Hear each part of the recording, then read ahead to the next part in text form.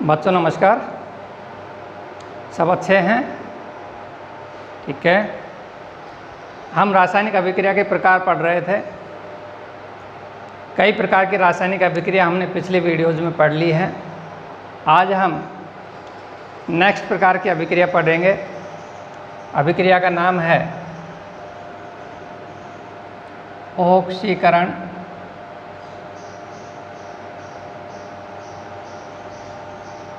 व अपचयन।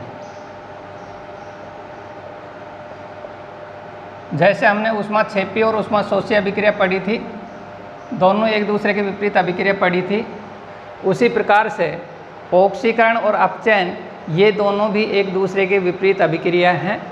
तो हम एक एक करके इनका अध्ययन करेंगे। ऑक्सीकरण व अपचयन को समझने के लिए विभिन्न आधार पर इनकी परिभाषाएं दी गई हैं, विभिन्न आधार पर इनको समझाया गया है। पहला जो आधार है वो लिया गया है ऑक्सीजन के आधार पर।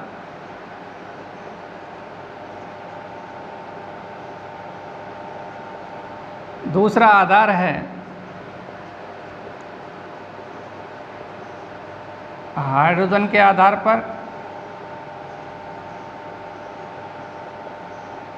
तीसरा ऋण विद्युतीय तत्व के आधार पर।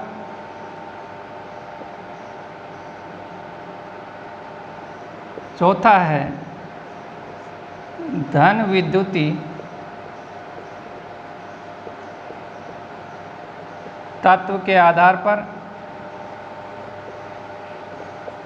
पांचवा इलेक्ट्रॉन के आधार पर।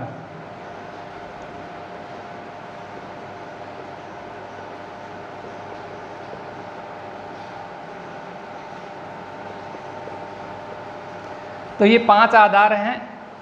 इन आधार पे हम ऑक्सीकरण व अपचयन को समझेंगे।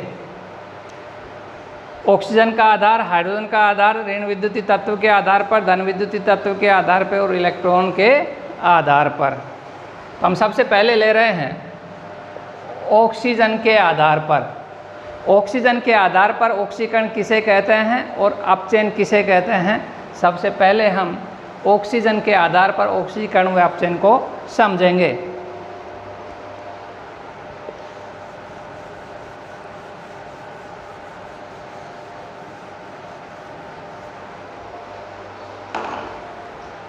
तो ऑक्सीजन के आधार पर ऑक्सीकरण क्या होगा?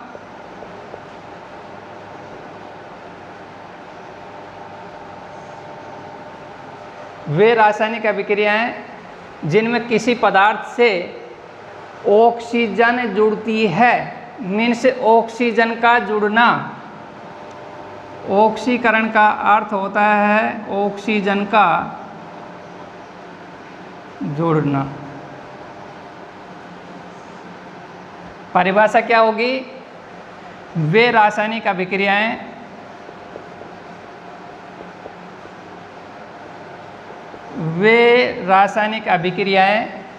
जिनमें किसी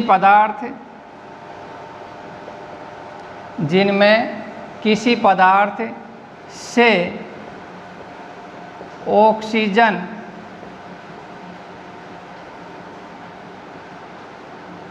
जुड़ती है। वे रासायनिक अभिक्रियाएं जिनमें किसी पदार्थ से ऑक्सीजन जुड़ती है, ऑक्सीकरण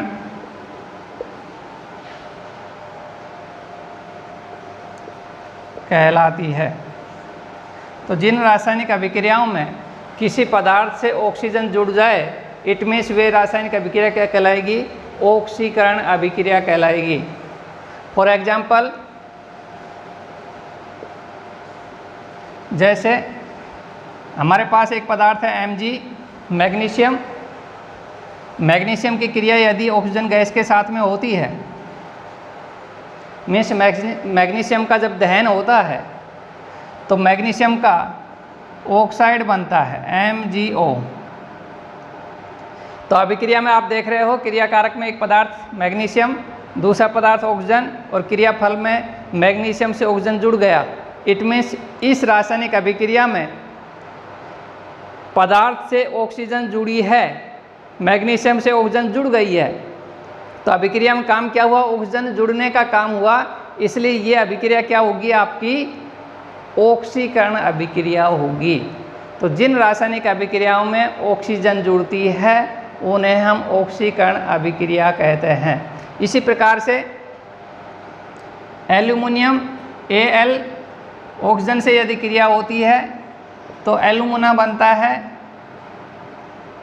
अभिक्रिया में ऑक्सीजन जुड़ रही है, इसलिए किसका एग्जाम्पल हुआ? ये ऑक्सीकरण का एग्जाम्पल हुआ। तो क्या हुई? ऑक्सीकरण, जिनमें ऑक्सीजन जुड़ती है। जिन अभिक्रियाओं में कोई पदार्थ से ऑक्सीजन जुड़ती है उन अभिक्रियाओं को हम क्या कहते हैं? ऑक्सीकरण अभिक्रिया कहते हैं। इसके विपरीत अपचयन अभिक्रिया, वो पहला आधार ही चल रहा है हमारा। ऑक्सीजन के आधार पर ऑक्सीजन का जुड़ना ऑक्सीकरण कहलाता है।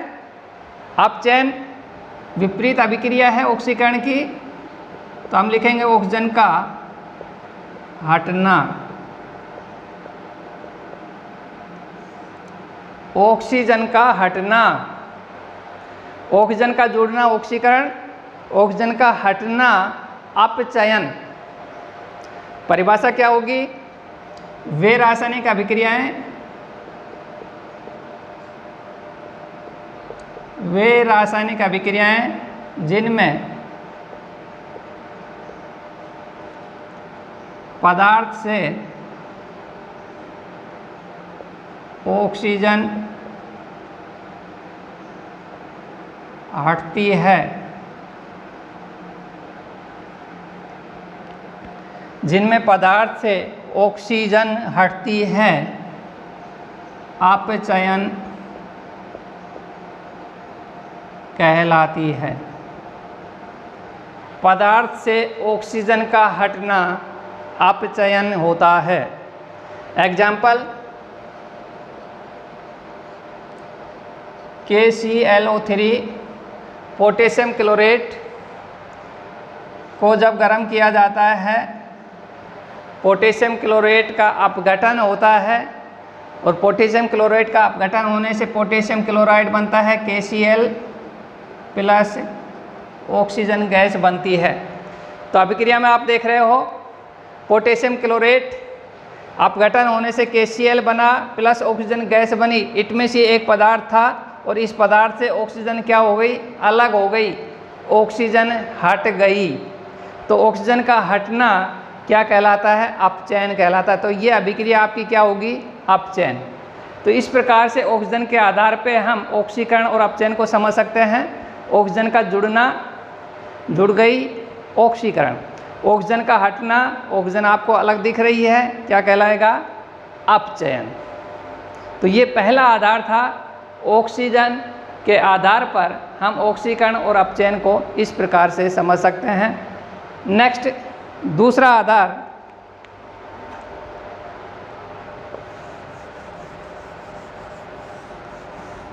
हाइड्रोजन के आधार पर।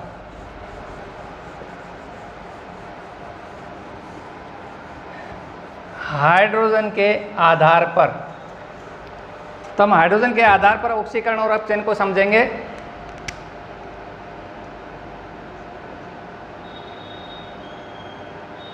हाइड्रोजन के आधार पर, तो हाइड्रोजन के आधार पर ऑक्सीकरण क्या होगा?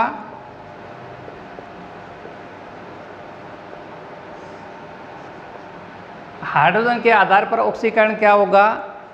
हाइड्रोजन का हटना। ऑक्सीजन का जुड़ना ऑक्सीकरण होता है, हाइड्रोजन का हटना ऑक्सीकरण होता है। तो वे रासायनिक अभिक्रियाएं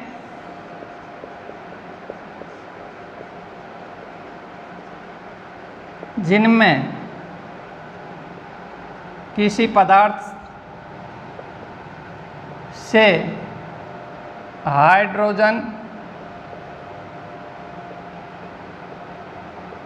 हटती है, जिनमें किसी पदार्थ से हाइड्रोजन हटती है, ऑक्सीकरण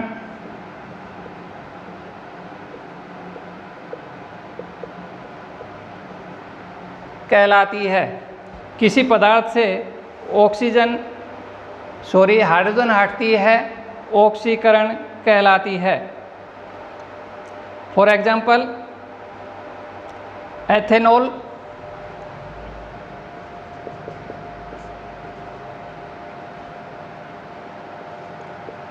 CH3CH2OH नाम है इसका एथेनॉल। एथिल अल्कोहल भी कहते हैं इसको हम। एथेनॉल का जब अपघटन होता है तो एसिटाल्डिहाइड बनता है, CH3CHO प्लस ऑक्सीजन गैस बनती है, CH3CHO प्लस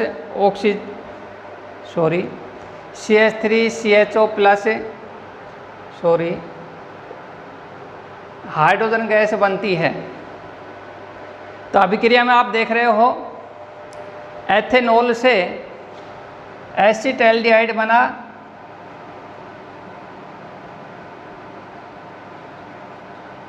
इसका IUPAC नाम एथेनॉल। ध्यान दें ये एथेनॉल है और ये एथेनेल है, ये OL लगा हुआ है, यहाँ पे AL लगा हुआ है। एथेनॉल बनी प्लस H2 हाइड्रोजन गैस। चूँकि हमने अभिक्रिया में लिखा है ऊपर वे रासायनिक अभिक्रिया जिनमें किसी पदार्थ से हाइड्रोजन हटती है, तो इस अभिक्रिया में आपको हाइड्रोजन अलग होती हुई दिख रही है, इसलिए ये अभिक्रिया क्या होगी, आपकी ऑक्सीकरण अभिक्रिया होगी। किस आधार पे? हाइड्रोजन के हटने के आधार पर। इस अभिक्रिया में क्या हुआ? ऑक्सीकरण हुआ। इसी प्रकार से अपचयन,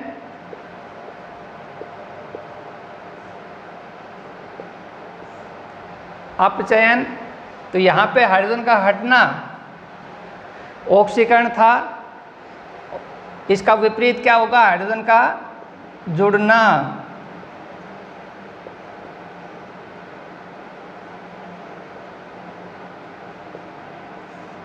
तो वे रासायनिक अभिक्रिया जिनमें किसी पदार्थ से हाइड्रोजन जुड़ती है, वे रासायनिक अभिक्रिया जिनमें किसी पदार्थ से हाइड्रोजन जुड़ती है,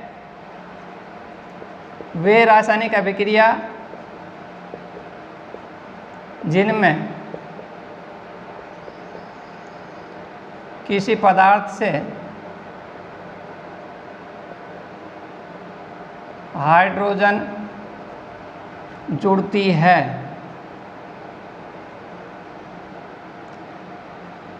अपचयन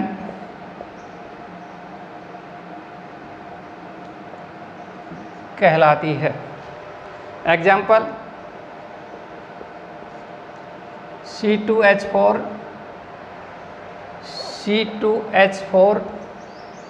एथीन, C2H4 एथीन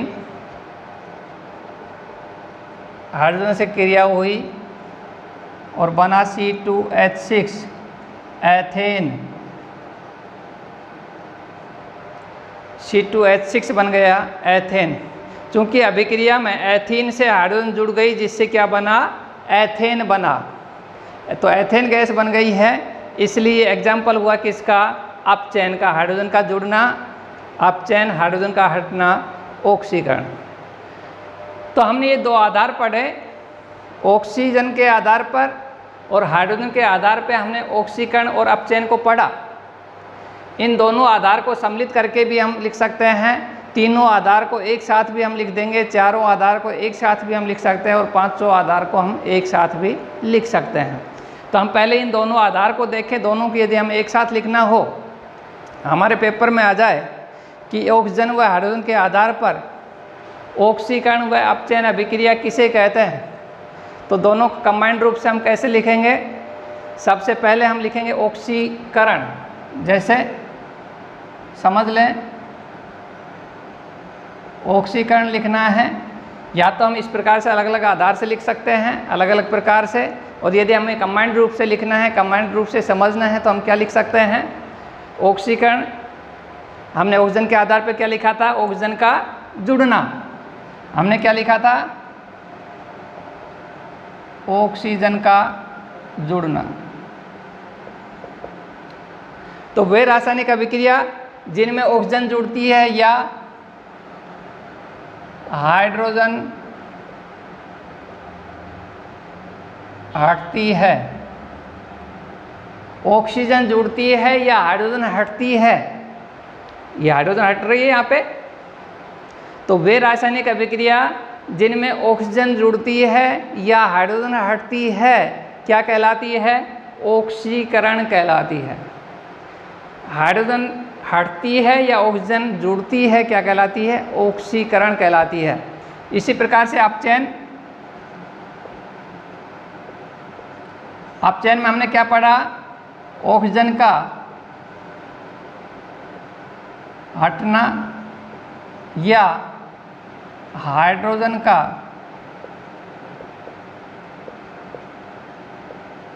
जुड़ना। तो वे रासायनिक अभिक्रिया जिनमें किसी पदार्थ से ऑक्सीजन हटती है या हाइड्रोजन जुड़ती है उन्हें हम अपचयन अभिक्रिया कहते हैं। ऑक्सीकरण अभिक्रिया का दूसरा नाम भी होता है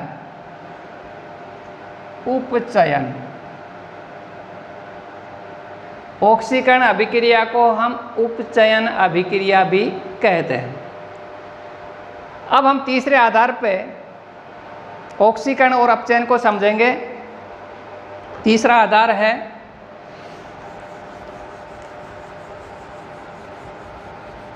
ऋण विद्युतीय तत्व के आधार पर।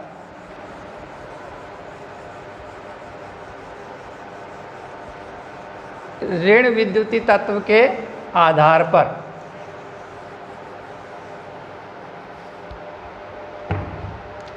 तीसरा आधार है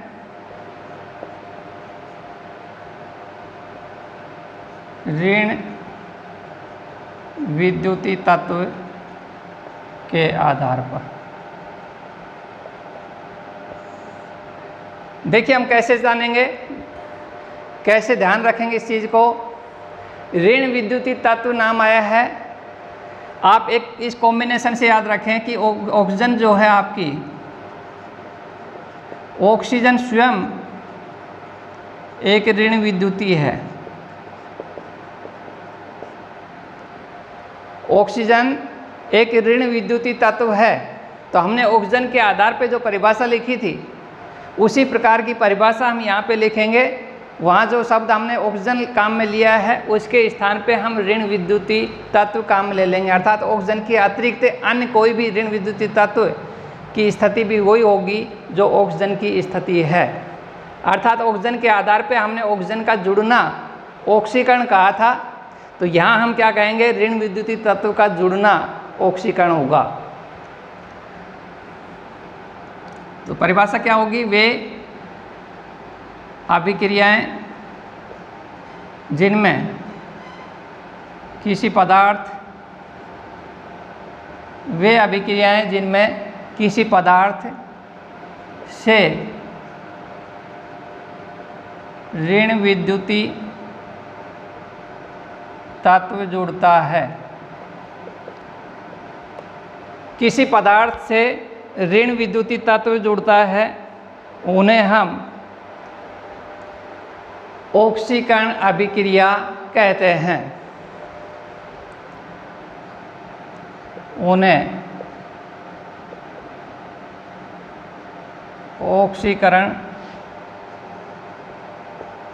अभिक्रिया कहते हैं। ऋण विद्युतीय तत्व का जुड़ना इट मीन्स अभिक्रिया ऑक्सीकरण।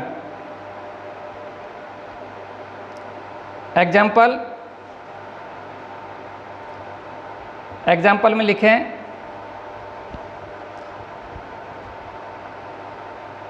CaCl2, Ca plus Cl2 equal to CaCl2। चूँकि यहाँ पे Cl2 एक ऋण विद्युतीय तत्व है, ये कैल्शियम के साथ में जुड़ रही है, CaCl2 कैल्शियम क्लोराइड बना है, इसलिए अभिक्रिया में क्या हुआ, ऑक्सीकरण हुआ। हम अभिक्रिया को क्या कहेंगे, ऋण विद्युतीय तत्व का जुड़ना। इट मीन्स अभिक्रिया में ऑक्सीकरण हो गया। यह अभिक्रिया आपकी ऑक्सीकरण अभिक्रिया कहलाएगी। इसी प्रकार से अपचयन,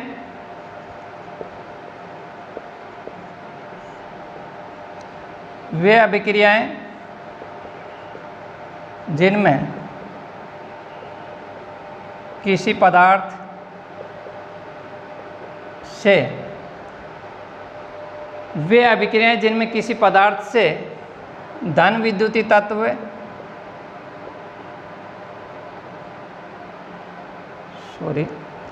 हम ऋण विद्युतीय के आधार पर लिख रहे थे, वे अभिक्रियाएं जिनमें किसी पदार्थ से ऋण विद्युतीय तत्व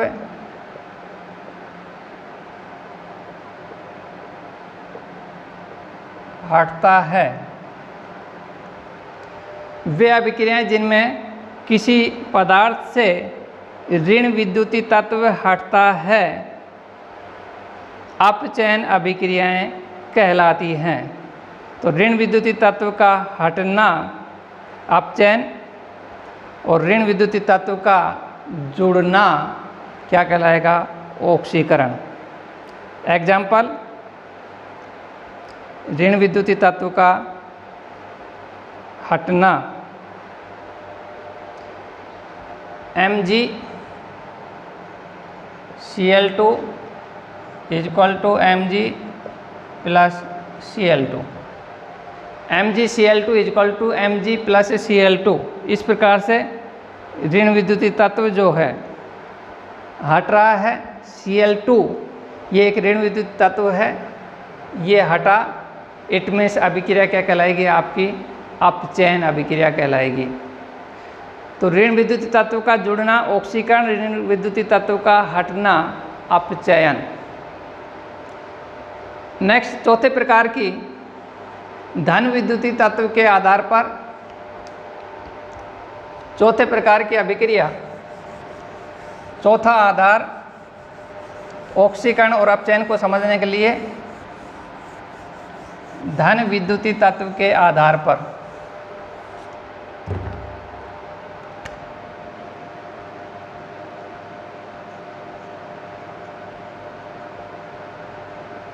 धन विद्युतीय तत्व के आधार पर। तो चूंकि धन विद्युतीय तत्व हमारा क्या है, हाइड्रोजन पीछे हमने पढ़ा है, हाइड्रोजन के आधार पे हमने ऑक्सीकरण और अपचयन पढ़ा है। तो हाइड्रोजन स्वयं एक धन विद्युतीय तत्व है, हाइड्रोजन स्वयं एक धन विद्युतीय तत्व है। तो हाइड्रोजन के आधार पे जो हमने ऑक्सीकरण और अपचयन की परिभाषा दी थी, उसी परिभाषा को हम हाइड्रोजन के स्थान पे धन विद्युतीय तत्व शब्द काम में लेके लिख सकते हैं और वही परिभाषा हमारी ऑक्सीकरण और अपचयन की बन जाएगी। क्योंकि वीडियो बहुत बड़ी हो गई है, तो आज बस इतना ही। नेक्स्ट वीडियो में हम धन विद्युतीय तत्व के आधार पर तथा पांचवा आधार हमारा इलेक्ट्रॉन के आधार पर ऑक्सीकरण और अपचयन को समझेंगे। अपेक्षा करता हूं कि आप सभी ने अपने रजिस्टर बना लिए होंगे और वीडियोज़ के आधार पे आप अपने नोट्स तैयार कर रहे होंगे, आप इनको नोट डाउन कर रहे होंगे। जिसने भी ये काम शुरू नहीं किया है वो अपना काम शुरू करे और जो भी अभिक्रियाएं आपको बताई जा रही हैं, समझाई जा रही है, उनको इसी प्रकार से आप नोट करते जाएं। और जो एग्जाम्पल हम यहाँ पे 1 या 2 एग्जाम्पल काम में ले रहे हैं, इसके अतिरिक्त एग्जाम्पल आप अपनी बुक में से नोट करें। क्योंकि ऑनलाइन और ऑफलाइन में बहुत कुछ अंतर होता है, पूर्ण रूप से समझाने में समय ज़्यादा लगता है, ज़्यादा एग्जाम्पल लिखने में समय ज़्यादा लगता है। इसलिए यहाँ पे शॉर्ट में जितना कम हो सक रहा है उतने एग्जाम्पल देने की कोशिश की जा रही है। तो अलग से जो एग्जाम्पल्स हैं वो आप अपनी बुक में से नोट करें। Thank you.